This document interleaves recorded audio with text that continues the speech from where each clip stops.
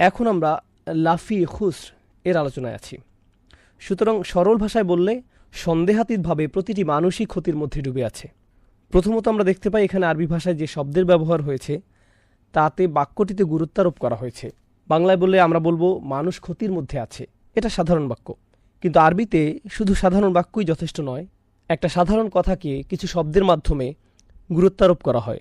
সাধারণ কথাকেও গুরুত্ববহ করে তোলা যায়। আবার একইভাবে আরবি ভাষায় অলঙ্কার শাস্ত্রে কোনো সাধারণ কথাকে ক্রমশই খুবই হালকা করে ফেলা সম্ভব। একে যেমন শক্তিশালী করা যায়, তেমনি একে হালকাও করে ফেলা যায়। ব্যাকরণগতভাবে বললে এই বাক্যটিতে সর্বোচ্চ গুরুত্ব দেওয়া হয়েছে। প্রথমত বলি, আরবি ভাষায় দুই ধরনের বাক্য আছে, একটি হলো জুমলা ইসমিয়া আর একটি হলো ফেলিয়া। এখানে ইসমিয়া ব্যবহৃত হয়েছে।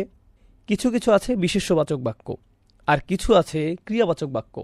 অলংকারিকভাবে বললে বিশেষ্যবাচক বাক্যগুলো ক্রিয়াবাচক বাক্যের চেয়ে শক্তিশালী। সাধারণত আরবরা প্রাত্যহিক কথাবার্তায় ক্রিয়াবাচক বাক্যের ব্যবহার করে, আর কোনো ঘটনার ক্ষেত্রে তারা বিশেষ্যবাচক বাক্যের ব্যবহার করে। এখানে জুমলা ইসমিয়া বিশেষ্যবাচক বাক্যের ব্যবহার হয়েছে। এখানে মুবতাদা ও খবর আছে। প্রথমত এজন্য এটি একটা শক্তিশালী বাক্য। দ্বিতীয়ত আল ইনসান ফি খুসর না বলে বলা হয়েছে ইন্নাল ইনসান। এটা হলো হরফে তাওকীদ। শুধুমাত্র মূল বাক্যকে শক্তিশালী করার জন্য একটি হরফ বা অব্যয় ব্যবহৃত হয়েছে। তাহলে এটা হলো এর শক্তিশালী হওয়ার দ্বিতীয় কারণ। এটা শক্তিশালী হওয়ার তৃতীয় কারণ হলো আল ইনসানের শুরুতে আল রয়েছে, যা হচ্ছে লিল জিন্স, যা আমরা মুফাসসিরদের বক্তব্য থেকে জেনেছি যে এ দিয়ে প্রতিটি মানুষের প্রতি ইঙ্গিত করা হয়েছে। শুধু একজন মানুষ বা মানবজাতি না বুঝিয়ে এখানে প্রতিটি মানুষকে আলাদাভাবে বোঝানো হয়েছে, যা এটা গুরুত্বপূর্ণ হওয়ার আরেকটি কারণ। আর সবশেষে আমরা দেখছি এখানে লাফি ব্যবহৃত হয়েছে। শুধু ফি নয়, বরং লাফি।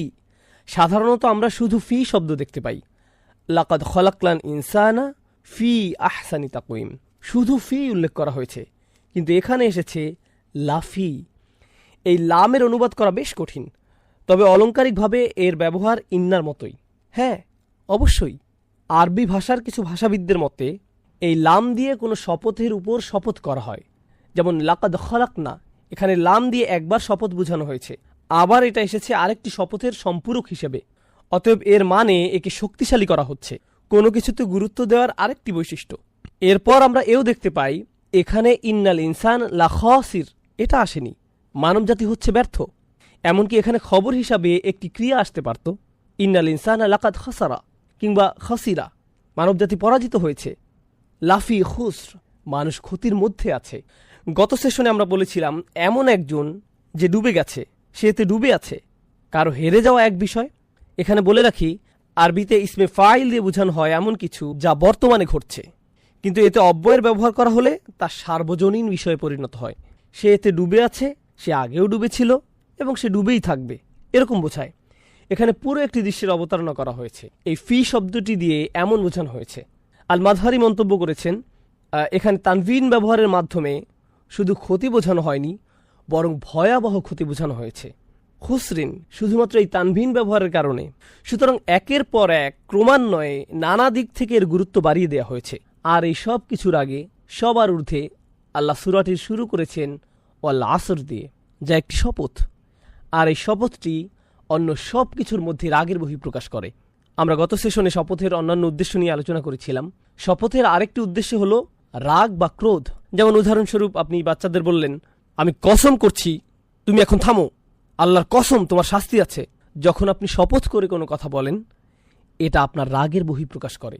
সুতরাং আল্লাহ তাআলা এখানে কসম করছেন, যাতে তিনি মানুষের ক্ষতির মধ্যে ডুবে থাকার কথা উল্লেখ করছেন। এ দিয়ে বোঝা যাচ্ছে যে এই বাক্যটি বিশেষভাবে গুরুত্ববহ। তাহলে আমরা দেখতে পাচ্ছি এই বাক্যটিকে একের পর এক একটি দিক থেকে গুরুত্ববহ করে তোলা হচ্ছে। মানুষ ক্ষতির মধ্যে আছে, বা মানবজাতি ক্ষতির মধ্যে ডুবে আছে, মানুষ ঘোরগ্রস্ত হয়ে আছে।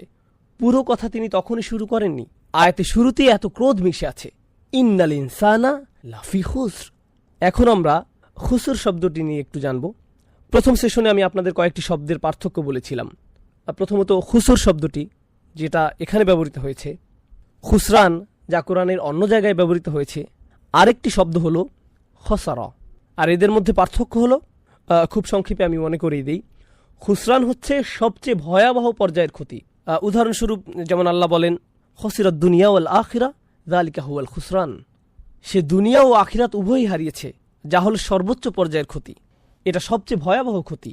এটা সবাই নয়, তবে সবচেয়ে ক্ষতিগ্রস্ত ব্যক্তির জন্য খুসরান শব্দের ব্যবহার হয়েছে। খসারা হচ্ছে যেখানে আপনি ইতিমধ্যেই ক্ষতির মধ্যে আছেন, তার উপর আপনি আরও ক্ষতি যোগ করলেন। যেমন অত্তাবাউ বাল্লাম ইয়াজিদহু মালুহু ওয়া ওয়ালাদুহু ইল্লা খসারা। এটা সাধারণত জিয়াদার সাথে ব্যবহৃত হয়। এটা শুধুই ক্ষতির পরিমাণ বাড়ায়। মানে হচ্ছে সেখানে আগে থেকেই কিছু ক্ষতি ছিল, এই শব্দটি দিয়ে আরও ক্ষতি বাড়ানো বোঝাচ্ছে। এটা এভাবেই ব্যবহৃত হয়েছে।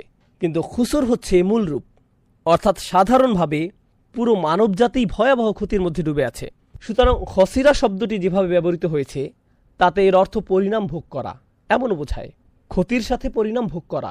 ক্ষতি হচ্ছে সাধারণ অর্থ, ও খসিরা ফি বাইইহি অর্থ সে তার ব্যবসায় ক্ষতির পরিমাণ ভোগ করছে, এর সাথে সে তার মূলধন সহ হারিয়েছে। আমরা এটাও আগে বলেছিলাম, আপনি কোনো ব্যবসায় আপনার অর্থ বিনিয়োগ করলেন, শুধু এটাই না যে আপনি কোনো লাভ করতে পারেননি, একই সাথে আপনি এর মূলধন সহ হারিয়ে ফেলেছেন।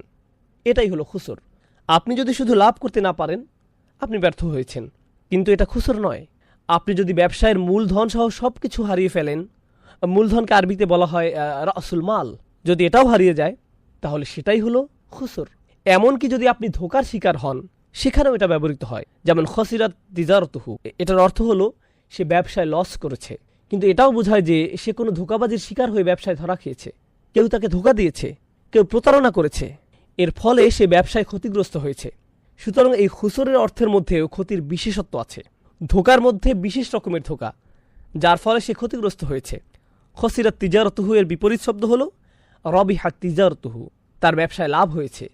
সে কেবলমাত্র মূলধন বিনিয়োগ করেনি, বরং এখান থেকে অনেক লাভও করেছে। আল্লাহ এই শব্দের ব্যবহার করেছেন। আমরা খুসরান শব্দ নিয়ে কিছুটা জানলাম। যারা কোরআন নিয়ে পড়াশোনা করে, কোনো কোনো বোন বলে আমি কত শব্দ জানি না, কত সূরা মুখস্থ করা বাকি, তাজবিদ ঠিক মতো জানি না, এটা জানি না, ওটা জানি না, এতটুকু জানলে এরপর সব ঠিক হবে, কিন্তু আমি এখন কিছুই জানি না। মানুষ সবসময় চিন্তিত সংখ্যা নিয়ে, কত বেশি আর কত, আর কত কম, কত বেশি, কত বেশি আর কত কম। তারা শেষ করে ফেলতে চায় আর মনে করে এখনো তার কিছুই করতে পারেনি। আল্লাহ পাক যদি মানুষকে আমন্ত্রণ করেন একটি পথের দিকে, সবাই কি একই গতিতে আগাচ্ছে? না, কেউ খুব দ্রুত আগাচ্ছে, কেউ খুবই ধীরে, কেউ এতই ধীরে আপনি তাদের কোনোই অগ্রগতি দেখতে পাবেন না।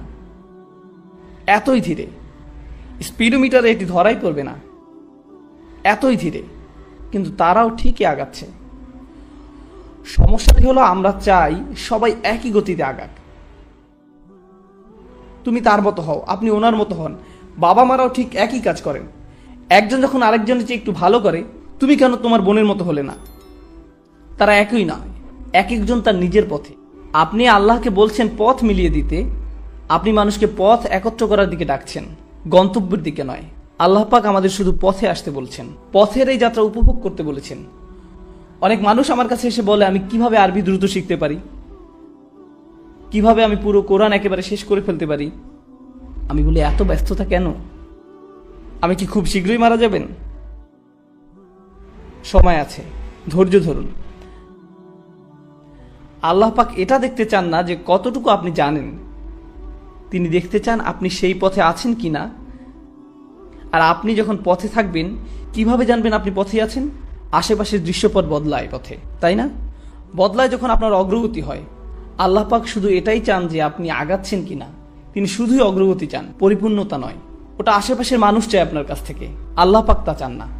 আল্লাহ পাক জানেন তিনি কাকে সৃষ্টি করেছেন। তিনি আমাদের বলেন না যে নির্ভুল হয়ে যেতে, তিনি চান আমাদের অগ্রগতি হোক, এতটুকুই তিনি চান। আল্লাহ পাক আমাদের দিনকে সহজ আর সুন্দর করেছেন, আর আমরা সেটাকে কঠোর আর কদর্য বানাই। আমরা মানুষকে ছোট করি কারণ তারা নির্ভুল নয়, আমরা তাদের ছোট করি কারণ তারা এখনো গন্তব্যে পৌঁছায়নি। সাহাবারা সর্বশ্রেষ্ঠ প্রজন্ম ছিলেন, হ্যাঁ, সর্বকালের সর্বশ্রেষ্ঠ প্রজন্ম ছিলেন তারা। তারা ইসলামের জন্য মরতেও প্রস্তুত ছিলেন, হ্যাঁ নাকি না? আল্লাহ পাক তাদের আয়াত পাঠিয়েছিলেন মদ্যপান নিয়ে সর্বমোট 3টি স্তরে। তারা এমন ছিলেন যে ইসলামের জন্য তারা মরতেও সদা প্রস্তুত। তবু আল্লাহ পাক প্রথমে বলেছেন মদ্যপানের খারাপ দিকগুলো ভালোর থেকে বেশি। এরপরে বললেন মদ্যপ অবস্থায় নামাজের কাছেও এসো না। এরপর সূরা মায়েদায় নাজিলের সময় অনুযায়ী একেবারে শেষ সূরাগুলোর মধ্যে একটি, সেখানে তিনি বললেন এটি শয়তানের সাহায্যকারী, তোমরা থামাও। তাহলে সাহাবারা যারা কিনা সেরা প্রজন্ম, আল্লাহ পাক তাদের থেকেও আশা করেননি যে তারা সাথে সাথে মদ্যপান ছেড়ে দিবেন। তিনি যদি চাইতেন তিনি একেবারে শুরুতেই এই আয়াত দিতে পারতেন। এখন দেখুন, মদ্যপান শুধু হারাম নয়, বরং এটি খুবই খারাপ অভ্যাস। এখানে পার্থক্য আছে। যেমন শুকর খারাপ কিছু নয়, কিন্তু এটি হারাম। আপনি শুকর দেখে বললেন আস্তাগফিরুল্লাহ, শয়তান। না না, এটি শুকর, না খেলেই চলবে।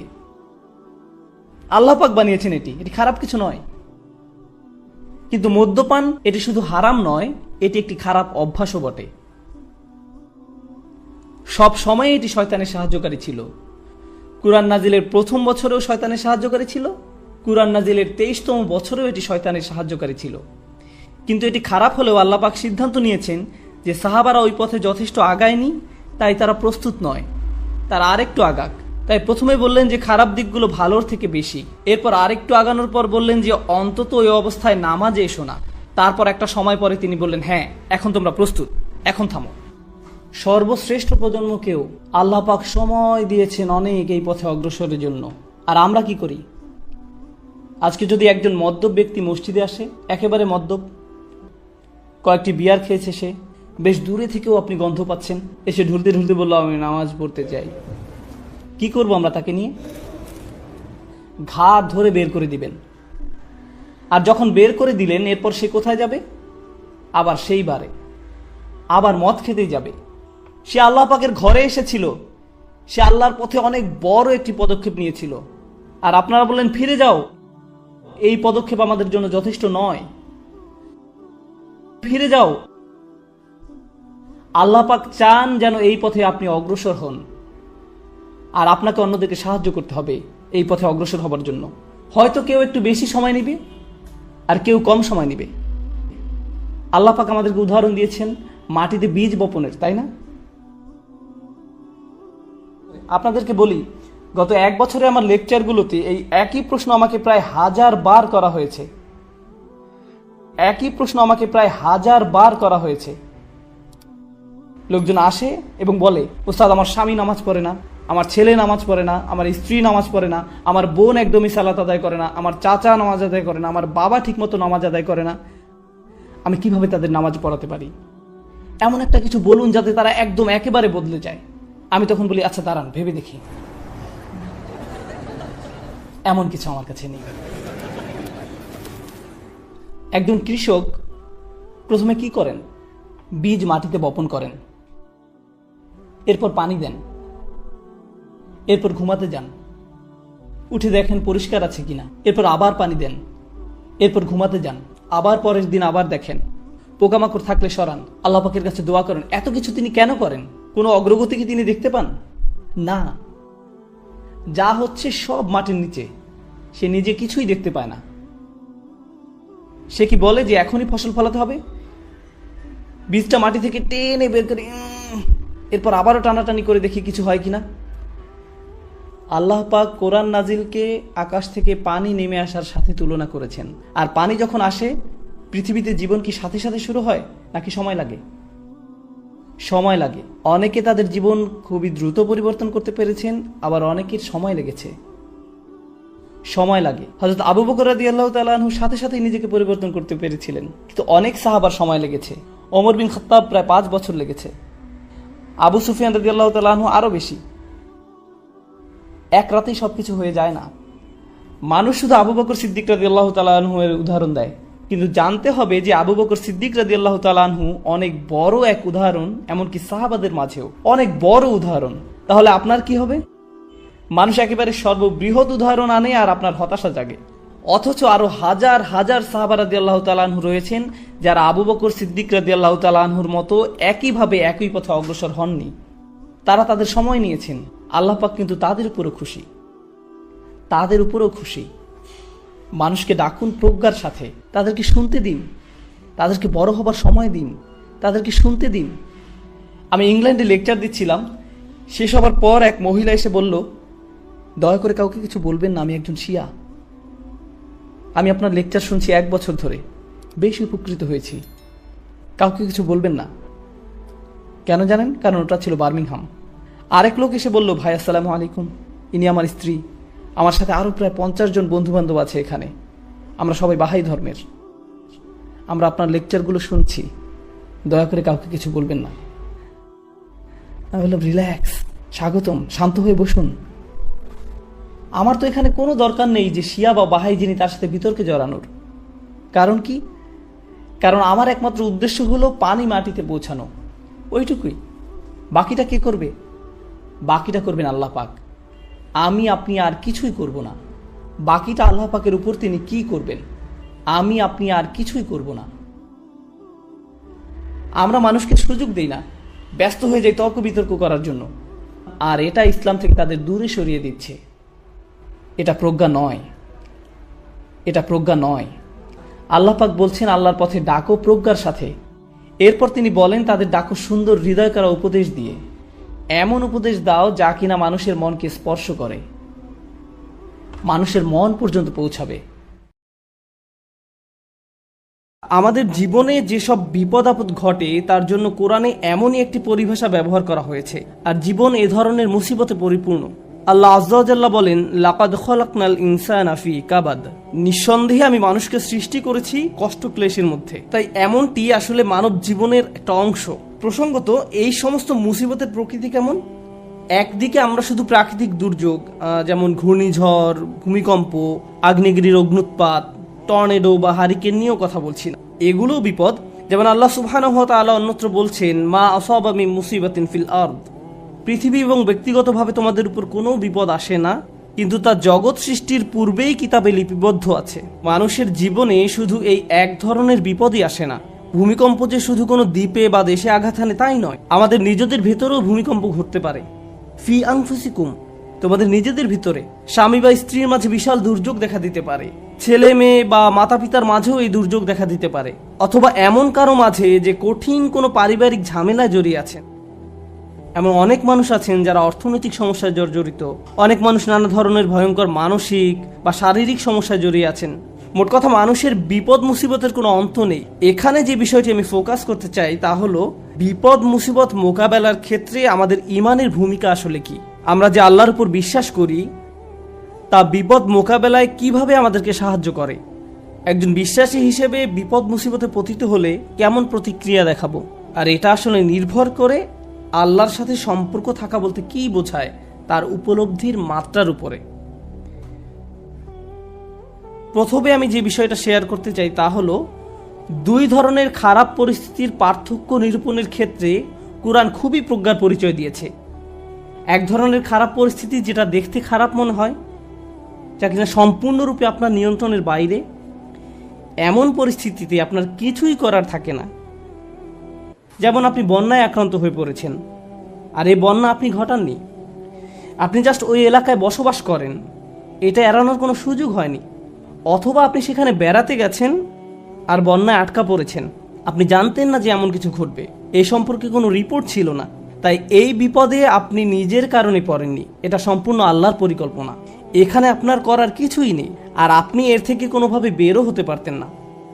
এখন এটা এমন কারো বিপদে পড়ার থেকে সম্পূর্ণ ভিন্ন যে কিনা পত্রিকায় পড়েছে যে ঘূর্ণিঝড় আসছে, দয়া করে শহর ছেড়ে অন্যত্র আশ্রয় নিন, সুনামি হতে পারে। তখন সে বলল সমুদ্র সৈকত দেখার এটাই সেরা সময়, এবং সে সমুদ্র সৈকতের দিকে চলে গেল। তারপর তার খারাপ কিছু হলো। এখন সে এমনটা বললে হবে না যে এটা আল্লাহর কদর, আল্লাহর ইচ্ছার কারণেই আমি এই বিপদে পড়লাম। না, আপনি এমনটা বলতে পারেন না। আর আল্লাহ এই ব্যাপারে খুবই পরিষ্কার। তিনি সুবহানাহু ওয়া তাআলা বলছেন, ওয়ামা আসাবাকুম মিন মুসিবাতিন ফাবিমা কাসাবাত আইদিকুম। তোমাদের উপর যেসব বিপদ আপদ পতিত হয় তা তোমাদের কর্মেরই ফল, তুমি নিজেই নিজের উপর এটা আরোপ করেছো। এখন শুধুমাত্র এভাবে চিন্তা করাটাও সমস্যাজনক, কারণ যদি আপনি সিঁড়ি থেকে নামার সময় পিছলে পড়ে যান, তখন ভাবতে শুরু করেন আমি নিশ্চয়ই কোনো পাপ করেছি, তাই আল্লাহ আমাকে সিঁড়ি থেকে পড়ে যেতে দিয়েছেন, এটা আল্লাহর নিকট থেকে কোনো একটা সংকেত। আমি নিশ্চয়ই কোনো খারাপ কাজ করেছি, তাই আমার পা ভাঙার মাধ্যমে আল্লাহ আমাকে শিক্ষা দিয়েছেন। আপনি নিজের মতো করে ঘটে যাওয়া ঘটনাগুলোকে বিশ্লেষণ করতে থাকেন। আপনি অদৃশ্য কার্যকরণ, কজ অ্যান্ড ইফেক্ট নিয়ে ভাবতে শুরু করেন, আর এই ধরনের চিন্তা চরম পর্যায়ে চলে যেতে পারে। তো এইখানে আমি যে বিষয়টিতে জোর দিতে চাই তা হলো, আল্লাহর উপর বিশ্বাসীরা দুই ধরনের এক্সট্রিম পর্যায়ে চলে যেতে পারেন। একটি এক্সট্রিম পর্যায়ে হলো সবকিছুই আল্লাহর ইচ্ছায় ঘটছে, আমার এখানে করার কিছুই নেই, যাই ঘটুক না কেন আপনি আমাকে দোষ দিতে পারেন না, এটা আল্লাহর কদর। ما أصابكم من مصيبة فبإذن الله। আল্লাহর নির্দেশ ব্যতিরেকে কোনো বিপদ আসে না। তিনি সূরা তাগাবুনে এই কথা বলেই দিয়েছেন, তিনি সরাসরি এই কথা বলেছেন। এটা আল্লাহর অনুমতিতেই ঘটে, আল্লাহর পরিকল্পনা এমনই ছিল, এখানে আমার করার কি আছে? এখন কোনো ছাত্র যদি কোনো পড়ালেখা না করে, স্কুলের কোনো অ্যাসাইনমেন্ট জমা না দেয়, তারপর পরীক্ষা ফেল করে এবং তার ফলে তাকে স্কুল থেকে বহিষ্কৃত হতে হয়, আর যদি সে জবাবে বলে এটা আল্লাহর কদর, আমার কি করার আছে? আর দ্বিতীয় এক্সট্রিম পর্যায়টি হলো, এমন অনেক বিশ্বাসী আছেন যারা সবকিছুর জন্য নিজেকে দোষ দেন। আল্লাহ আমাকে এত সব বিপদে ফেলেছেন কারণ আমি খুবই খারাপ একজন মানুষ। বিষয়টা নিজ থেকে না ঘটলেও অনেক সময় আশপাশের অজ্ঞ মানুষরা, এমনকি পরিবার থেকেও হতে পারে, তারা এসে আপনাকে বলে, জানো কেন এটা ঘটলো? কারণ তুমি একজন খারাপ কন্যা। কেন এটা ঘটেছে জানো? কারণ তুমি একজন খারাপ পুত্র। কেন এটা ঘটলো? কারণ তুমি তোমার শ্বশুরবাড়ির লোকজনের সাথে ভালো আচরণ করো না। না, ট্রাক আমাকে আঘাত করেছে কারণ ট্রাক ড্রাইভার ট্রাফিক সিগন্যাল মানেনি। আমি আমার স্ত্রী বা অন্য কারোর সাথে ঝগড়া করার কারণে এমনটি ঘটেনি। এভাবে অন্য মানুষরা এসে আপনাকে বলবে, অমুক অমুক কারণে আল্লাহ তোমাকে বিপদে ফেলেছেন, অমুক কারণে আল্লাহ তোমাকে বিপদে ফেলেছেন। মনে হয় যেন অদৃশ্য জগৎ থেকে তারা কোনো ইমেইল পেয়েছে যে অমুক অমুক কারণে এমনটি ঘটেছে, কজ অ্যান্ড ইফেক্ট। তো এই রকমের দুই ধরনের এক্সট্রিম চিন্তা পদ্ধতি আছে। এখন কোরআন কি করে? কোরআন সবকিছুর মতো এখানেও ভারসাম্য দান করে। প্রসঙ্গত, এই ভারসাম্যপূর্ণ উপলব্ধি যদি আপনার না থাকে, জীবনের অনেক কিছুই তাহলে মেলাতে পারবেন না। কোরআনের এই কথায়, আলা বিযিকরিল্লাহি তাতমাইন্নুল কুলুব, আল্লাহর জিকির দ্বারা অন্তরসমূহ শান্তি লাভ করে, এটা অন্য একটা অর্থ দান করে। প্রকৃতপক্ষে আল্লাহর চূড়ান্ত জিকির তথা জিক্রুল্লাহ হলো আল্লাহর কিতাব।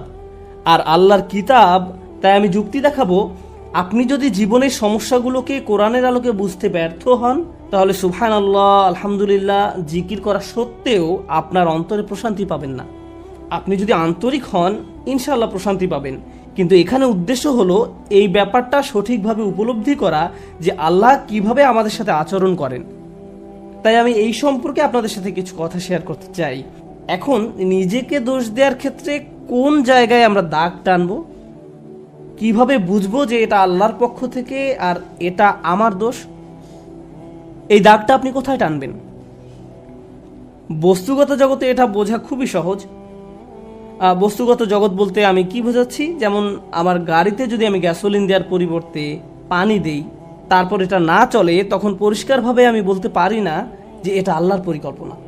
অথবা আপনি যদি সবসময় জাঙ্ক ফুড খেতে থাকেন, মিষ্টি জাতীয় খাবার সবসময় খেতে থাকেন, তারপর ৪৫ বছর বয়সে ডায়াবেটিসে আক্রান্ত হন, তখন আপনি বলতে পারেন না, ইয়া আল্লাহ, আমি কি বিপদে পড়ে গেলাম, এটা আল্লাহর পক্ষ থেকে পরীক্ষা। না, এটা আপনার মন্দ খাদ্যাভ্যাসের পরীক্ষা। আপনি শশা না খেয়ে সুইস রোল খেতেন, বা এরকম যাই খেতেন না কেন, আপনি জাঙ্ক ফুড খেতেন, তাই এমনটা ঘটেছে। সুতরাং বস্তুগত জগতে কমন সেন্স দিয়ে সবাই কারণ এবং ফলাফল বুঝতে পারে। নৈতিক জগতে আপনি সালাত মিস করলেন কারণ দেরিতে ঘুম থেকে জেগেছেন, ফজর নামাজ পড়তে পারেননি, এখন দেরিতে পড়েছেন। একই দিনে আপনার একটা চাকরির ইন্টারভিউ ছিল, ইন্টারভিউ ভালো হয়নি, তখন আপনি ভাবতে থাকলেন এমনটি ঘটেছে কারণ আমি সালাত মিস করেছি। এখন এর উত্তর হলো, সালাত মিস করার কারণে এমনটি হতে পারে, আবার নাও হতে পারে। নিশ্চিত করে জানার কোনো উপায় নেই। আপনি বা অন্য কারো পক্ষে এর আসল কারণ জানা কখনোই সম্ভব না। কিন্তু যে জিনিসটি আপনাকে সাহায্য করবে তা হলো, আল্লাহ বলছেন, আমি আমার বান্দার নিকট তেমন যেমনটি সে আমার সম্পর্কে ধারণা করে। আপনি যদি ধারণা করেন নামাজ মিস করার কারণে আল্লাহ আপনার উপর প্রতিশোধ নিয়েছেন, তাহলে আপনার নিকট আল্লাহ তেমনই। কিন্তু আপনি যদি এভাবে চিন্তা করেন যে আমি আমার যথাসাধ্য চেষ্টা করেছি, ইন্টারভিউতে ভালো উত্তর দিয়েছি, এটা সম্ভবত আমার জন্য ভালো চাকরি নয়, যদি ভালো চাকরি হতো তাহলে আল্লাহ আমার জন্য এর ব্যবস্থা করে দিতেন। এখন আপনার যদি এই দৃষ্টিভঙ্গি থাকে, তাহলে আপনার সকল ভুল ত্রুটি সত্ত্বেও আল্লাহ আপনার নিকট তেমনই। আমাদের দায়িত্ব হলো, যখন আমরা ভুল করি তখন ইস্তেগফার করা। আল্লাহর প্রতিশোধের জন্য অপেক্ষা করা আমাদের কাজ নয়। ব্যাপারটা বুঝতে চেষ্টা করুন।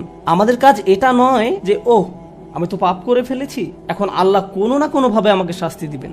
এজন্যই আল্লাহ বলছেন, অমা আসাবাকুম মিন মুসিবাতিন ফাবিমা কাসাবাত আইদিকুম, তোমাদের উপর যেসব বিপদ আপদ পতিত হয় তা তোমাদের কর্মেরই ফল। তোমরাই তোমাদের দুই হাতে এটা অর্জন করেছো, তুমি নিজেই নিজের জন্য এটা ক্রয় করেছো। এমনকি আধ্যাত্মিক জগতেও আমাদের কর্মের কারণে আমাদের উপর বিভিন্ন বিপদ আপদ পতিত হতে পারে। যেমন আপনি যদি ক্রমাগত মাতা পিতার সাথে খারাপ আচরণ করতে থাকেন এবং আপনার উপর কোনো মুসিবত আরোপিত হয়, এতে সম্ভবত কোনো কানেকশন রয়েছে। এই সমস্ত ক্ষেত্রে আল্লাহ কি করেন? ওয়ায়াফু আন কাসীর, এবং তিনি তোমাদের গুনাহ ক্ষমা করে দেন। বস্তুগত জগতে আপনি যদি 2 তলার ছাদ থেকে লাফ দেন, ফলাফল ভোগ করতে হবে। আল্লাহ বলবেন না যে এইবার আমি তোমার পা ভাঙবো না, না না, যা ঘটার তা ঘটবে। আগুনে যদি হাত রাখেন তা পোড়া যাবেই। আল্লাহ বলবেন না যে তুমি তো আজকে ফজর নামাজ পড়েছো, তোমার হাত পুড়বে না, এমনটা ঘটবে না। কিন্তু যখন আধ্যাত্মিক জগতের কথা আসে, তিনি বলছেন ওয়ায়াফু আন কাসীর, তিনি সাথে সাথেই প্রতিশোধ নেন না। আল্লাহ এভাবেই আমাদের সাথে আচরণ করেন, ওয়ায়াফু আন কাসীর। এই ব্যাপারটা আমাদের মনের মাঝে গেঁথে নিতে হবে। যে কারণে আমি আজ এই আলোচনার সূত্রপাত করলাম তা হলো, আমাদের উম্মায় প্রতিদিন যে আধ্যাত্মিক অপরাধটি সংঘটিত হয়, তা হয় একজন স্নেহের মানুষের হাতে অন্য একজন স্নেহের মানুষের, পিতামাতা, স্বামী স্ত্রী। কখনো কখনো আমরা আমাদের স্নেহের মানুষদের সবচেয়ে জঘন্য কথাটা বলে বসি। মাঝে মাঝে আমরা সেসব কথা বলে আল্লাহর নামে। তুমি যা করছো তার জন্য আল্লাহ তোমাকে শাস্তি দেবেন, একদিন তোমাকে বিচারের কাঠগড়ায় দাঁড়াতে হবে। তুমি যা করছো তা আল্লাহ কোনোদিন ক্ষমা করবেন না। মা তার সন্তানকে এভাবে বলে, স্ত্রী স্বামীকে বলে, ভাই বোন একে অপরকে বলে। মনে হয় যেন আল্লাহ কোনো রাগান্বিত অস্ত্র যা আপনি যে কোনো সময় প্রয়োগ করতে পারেন। কারণ কারো উপরে আপনি অসন্তুষ্ট, তাই আল্লাহ অবশ্যই তার উপর অসন্তুষ্ট, এবং আপনি এভাবে আল্লাহকে ব্যবহার করতে পারেন। এটা আমাদের স্থান নয়। অনেক মানুষের ক্ষেত্রে তারা এই ধরনের কথা এত বেশিবার শুনেছে যে তারা আল্লাহর নিকট থেকে অনেক দূরে সরে গিয়েছে। তারা তাদের প্রিয় মানুষগুলোর কাছ থেকে এমন কথা শুনেছে। একটা শিশু তার মা বাবার কাছ থেকে এমন কথা সব সময় শুনে এসেছে, নামাজ না পড়লে আল্লাহ তোমাকে শাস্তি দিবেন, নামাজ না পড়লে আল্লাহ তোমাকে শাস্তি দেবেন, এই বিস্কুট খাওয়ার কারণে আল্লাহ খুবই রাগান্বিত, সব সময় আল্লাহ রাগ করবেন, আল্লাহ রাগ করবেন, আল্লাহ রাগ করবেন। এই ছেলেটি যখন 16-17 বছর বয়সে পৌঁছায়, সে আল্লাহর সাথে তখন আর কোনো সম্পর্ক রাখে না। যখন সে শুনে আল্লাহ দয়ালু, ক্ষমাশীল, তার তখন এই কথা বিশ্বাস করতে কষ্ট হয়। কারণ আল্লাহ সুবহানাহু ওয়া তাআলা সম্পর্কে এমন ধারণা নিয়ে সে বড় হয়নি। তার কাছে মনে হয় প্রতিবার সে আল্লাহর কারণেই সমস্যায় পতিত হয়েছে। তারপর এই পিতামাতাই বলেন, আমরা তো এই ছেলেকে ছোটবেলা থেকেই ইসলাম শিখাচ্ছি, আমি জানি না কেন সে ইসলাম থেকে দূরে সরে যাচ্ছে। কিন্তু কোন আল্লাহ সম্পর্কে আপনি তাকে শিক্ষা দিয়েছেন? একজন রাগান্বিত আল্লাহ, এমন আল্লাহ যিনি শুধু শাস্তিই দিতে চান, অথচ আল্লাহ বলছেন মা ইয়াফআলুল্লাহু বিআযাবিকুম, তোমাদের শাস্তি দিয়ে আল্লাহ কি করবেন? আল্লাহ নিজেই এই কথা বলছেন, তোমাদের পিছনে লেগে আল্লাহ কি করবেন? তাই মানুষ খারাপ পরিস্থিতিতে পড়লেই মনে করে আল্লাহ তাদের শাস্তি দিচ্ছেন, আল্লাহ তাদের কষ্ট দিচ্ছেন। তার এমন পরিস্থিতি আল্লাহ তৈরি করেছেন, আল্লাহ তাদের কষ্ট দিচ্ছেন। আমার এক কলিগ আমাকে একটা কথা মনে করিয়ে দিয়েছিলেন। মালয়েশিয়া আসার সময় কোত্থেকে হঠাৎ করে, এমনটা আগে কখনো হয়নি, আমার টনসিলে ব্যাকটেরিয়ার আক্রমণ ঘটে। এটা এমনভাবে ফুলে গিয়েছিল যে আমার গলার অর্ধেকটা ব্লক হয়ে গিয়েছিল। আমার কাছে মনে হয়েছিল একটি নাকের ছিদ্র বন্ধ হয়ে আমি যেন ডুবে যাচ্ছি। আমি তখন আবুধাবি থেকে এখানে আসার মাঝপথে বিমানে ছিলাম। বিমান থেকে নেমে দ্রুত একটা ক্লিনিকে গেলাম। তারা বলল তোমাকে অমুক অমুক ভারী চিকিৎসা নিতে হবে।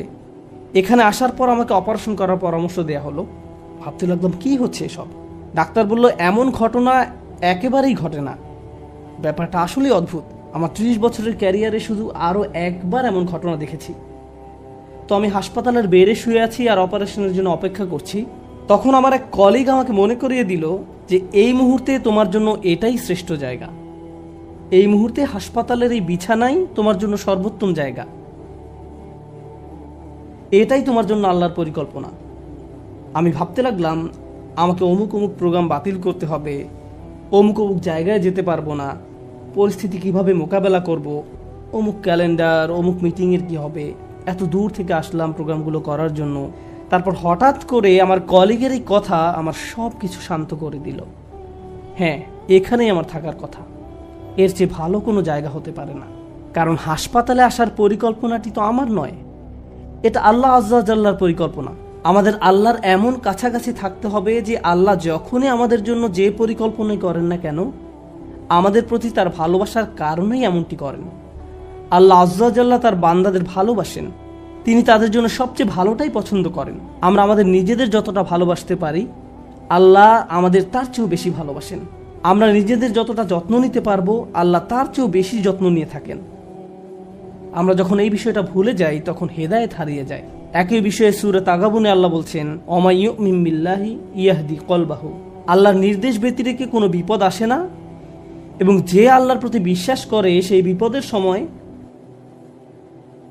কারণ আপনি তো এমনিতেই আল্লাহকে বিশ্বাস করেন, যখন মুসিবতে পড়েন কেবল তখনই প্রশ্ন করতে শুরু করেন, আল্লাহ কেন আমার সাথে এমনটি করছেন? ঠিক সে সময়ের জন্য আল্লাহ ওমা ইউমিন বিল্লাহ এই বাক্যটা ব্যবহার করেছেন।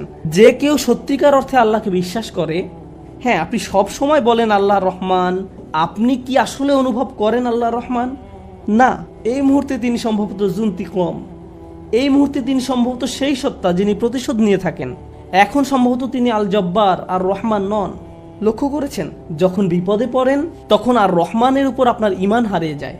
আল্লাহ বলছেন, সে সময় তুমি যদি আর রহমানের উপর ঈমান রাখতে পারো, তিনি নিজেকে তোমার নিকট আর রহমান হিসেবে উপস্থাপন করেছেন, সেই মুহূর্তে তুমি যদি তা করতে পারো, তাহলে আল্লাহ তোমাকে কি উপহার দিবেন? এটাই আমার খুতবার উপসংহার, যে আল্লাহ আমাদের কি উপহার দিবেন। আমি স্বাস্থ্য চাই, অসুস্থতা থেকে সুস্থ হতে চাই, আমি চাকরি চাই, আমি টাকা চাই, আমি উত্তম পারিবারিক অবস্থা চাই, আমি বর্তমান অবস্থা এড়াতে চাই, আমি চাই অন্য মানুষ যেন আমাকে কোনো কষ্ট না দেয়, আমি চাই মানুষ যেন আমাকে নিয়ে কথা না বলে। যেটাই হোক না কেন, কিছু একটা আপনাকে খুব বিরক্ত করছে। আপনি ভাবছেন, ইস, যদি এই সমস্যাটা পার করতে পারতাম, জীবন মনে হয় প্রশান্তিতে পরিপূর্ণ হয়ে যেত। আমাদের সবারই জীবনে কোনো না কোনো সমস্যা রয়েছে যা আমাদের শান্তিতে ঘুমাতে দেয় না। আর আমরা ভাবতে থাকি, ওহ ভাই, যদি এই সমস্যাটা চলে যেত অনেক ভালো থাকতাম। কিন্তু জানেন কি হয়? যদি এই সমস্যাটা চলে যায়, পরবর্তীতে আরেকটা এসে হাজির হয়। আর যখন নতুন সমস্যা এসে দেখা দেয়, আপনি ভাবেন পূর্বের সমস্যাটা আরো সহজ ছিল। এটা তো অনেক বড় সমস্যা। আপনি যদি আল্লাহর উপর ভরসা রাখতে পারেন, আল্লাহ আপনাকে কি দিবেন? তিনি আপনার সমস্যা শেষ করে দেন না। এই পৃথিবীর জীবনে আপনি কখনো সমস্যা ছাড়া থাকতে পারবেন না। যদি সমস্যা চলে যেত, তাহলে ইয়াকুব আলাইহিস সালামের জন্য আমাদের তুলনায় অনেক আগেই সেটা দূর হয়ে যেত। যদি ঈমান থাকার মানে হয় আপনার কোনো সমস্যা থাকবে না, তাহলে মরিয়ম আলাইহিস সালামের কোনো সমস্যা থাকা উচিত ছিল না। রাসূল সাল্লাল্লাহু আলাইহি সাল্লামেরও কোনো সমস্যা থাকার কথা ছিল না। আল্লাহর কাছাকাছি মানুষদের জীবনী পড়লে আপনি দেখবেন তাদের জীবন ছিল সমস্যায় পরিপূর্ণ, বড় বড় সমস্যা। আর আপনি শুধু এই সমস্যাগুলোর কথাই পড়ছেন। আপনি পড়ছেন তারা কিভাবে একটা সমস্যা থেকে আরেকটা সমস্যা জীবন অতিবাহিত করে গেছেন। আল্লাহর একজন মহান রসুল ছিলেন ইউসুফ আলাইহিস সালাম। তার জীবনের দিকে তাকালে দেখবেন ছোটবেলা থেকেই তিনি সমস্যায় আক্রান্ত ছিলেন। তাহলে আমি এই প্রশ্নটি বারবার করছি, আল্লাহ তাহলে আপনাকে কি দিচ্ছেন?